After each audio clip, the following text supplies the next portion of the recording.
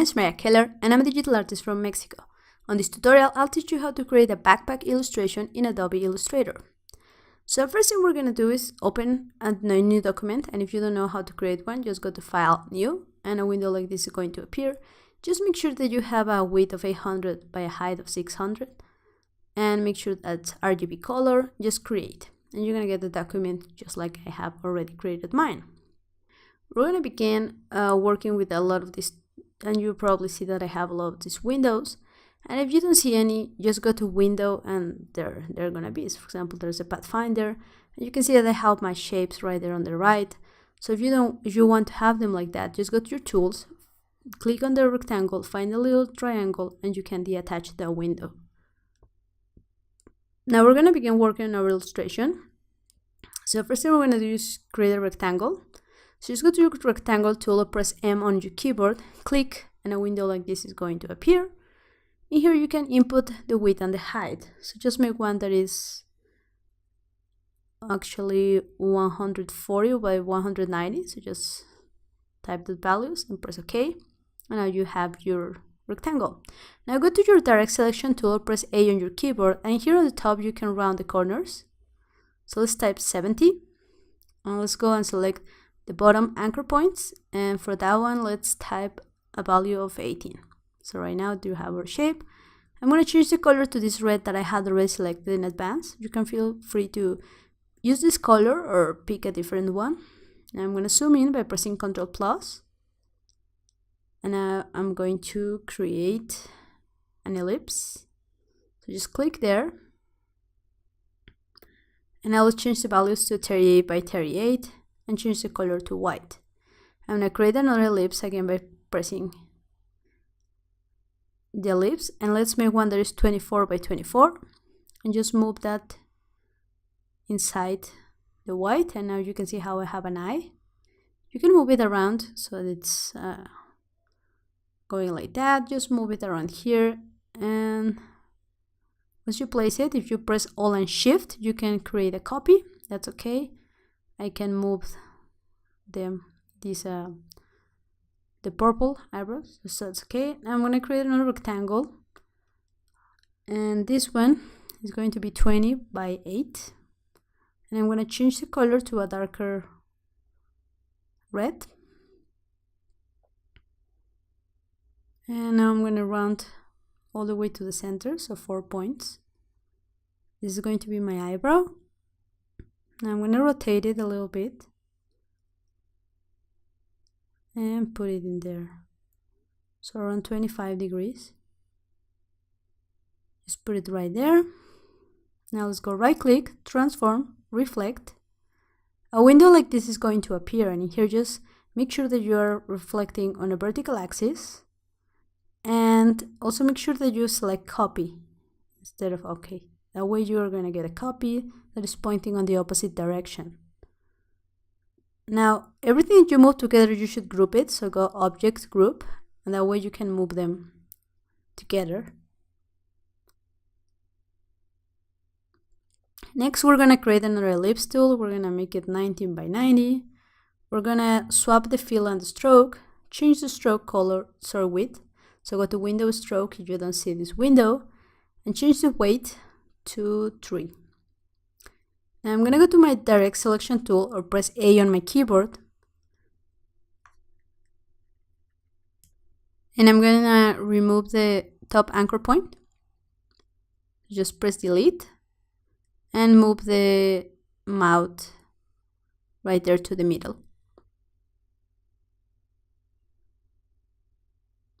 Let's group also the eyes, so just Ctrl G or just go Object, Group. And you can move them around with the arrows on your keyboard. Let's create a rectangle. Let's have it a width of 91 by height of 37. I'm going to use my eyedropper and select on the mouth to have the same weight on the stroke. And I'm going to round my corners to 8 and move it around there. Now I want to align, so I'm going to go Window, Align to bring this window right there. I'm going to select both of them. Make sure that you select with your selection tool with B. So select both of them, click on the one, and you can see how the outline has changed to be thicker. That's indicating that's a key object. Just horizontal line, and let's go to our line tool and just make a straight line. Now I'm going to select this red part, and while pressing Alt and Shift, I'm going to make a copy. Now I'm going to go right click, arrange, send to back, and let's change the color to a darker red so you can see what is happening. Now I need to join this part to the other one, so I'm going to go to my scissors tool by pressing C on my keyboard. And now you click and I click there. Now you can see that if I move it, sorry, I'm going to move it that, I don't have the part, so I'm going to select that part and just press delete to delete it. Now if I double click on that one, I can go and isolate that, so that's exactly what I want to do. I want to press P on my pen tool and just close the shape, just like that. The next thing we want to do is create another rectangle. So this one, we're going to make it of 37 by 23, and actually I'm going to rotate it, so I'm going to go to one of the corners, just press Shift and rotate it. Use my eyedropper to pick the same stroke that the other one is having, and I'm going to move it right here. I'm going to change the color to a darker red and move a little bit that. Make sure that they are aligned, so select both of them and just make sure that they are aligned. Now next thing I want to do is create another rectangle, so I'm going to again go to my rectangle tool, click and then change the width for 70 and 30. And now I want to change my stroke weight to 17. You can see that that is thick enough. Change the color to a darker red, but not that dark. And now what I want to do is go to my scissors tool again by clicking here or pressing C. You can find the scissors tool right there, or just use the shortcut C and delete the top. Click on both bottom anchor points and delete them by pressing delete. Move that one right there. And let's select both that and the darker area and go right click, arrange, send to back. Let's round the corners. You can again input the value here, so you want to change to 15, that's okay. And now you can move it a little bit there to the top, so you can have that handle right there. Now the next thing that I want to do is create some more rectangles, so just click right there, create a small rectangle that is 25 by 18. Change the color to a darker one. Now let's move it, let's move it here. Right click, arrange, send to back, or you could use the shortcut Ctrl Shift open bracket, Alt and Shift to create a copy. And now we have that part. Now I want to go to my pen tool or press P on my keyboard, and let's use that dark purple as a stroke. So I'm gonna make just one point and drag a little bit and have a shape like this. I'm gonna change the weight to 12 in this case, and let's just round our caps, and let's take this back to 10. And I'm gonna go again to my pen tool or press P, and I'm gonna make a point right here, make another point and drag a little bit so I can make a curve. So just like that. Click again on that point to break the tangency and click. I'm gonna go again and press my pen tool or click right there, pressing P, make a point right there, click and click. This one is going to be kind of straight. Select both of them and go arrange, send back. And with this we have our backpack.